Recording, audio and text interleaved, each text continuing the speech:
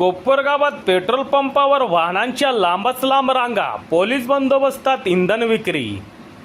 कोपरगाव तालुक्यात पेट्रोल आणि डिझेलच्या तुटवड्याचे गंभीर चित्र निर्माण झाल्याने नागरिकांमध्ये चिंतेचे वातावरण पसरले आहे। शहरातील अनेक पेट्रोल पंपावर इंधनाचा साठा संपल्याने काही पंप बंद ठेवण्याची वेळ आली असून उपलब्ध असलेल्या पंपावर वाहनांच्या लांबच लांब रांगा लागल्याचे चित्र पाहायला मिळाले आहे। कोपरगाव शहरातील सोसायटी पेट्रोल पंपावर देखील काही काळ डिझेलचा साठा उपलब्ध नसल्याने नागरिकांची गैरसोय झाली।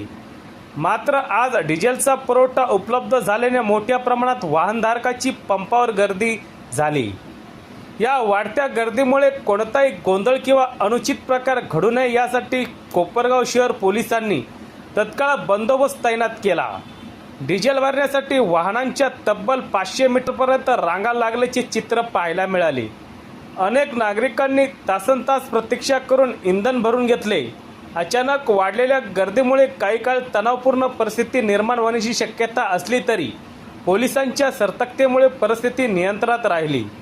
दरम्यान इंधन तुटवड्यामुळे नागरिकांमध्ये संभ्रमाचे वातावरण निर्माण झाले असून नियमित पुरवठा कधी सुरू होणार याकडे सर्वांचे लक्ष लागले आहे।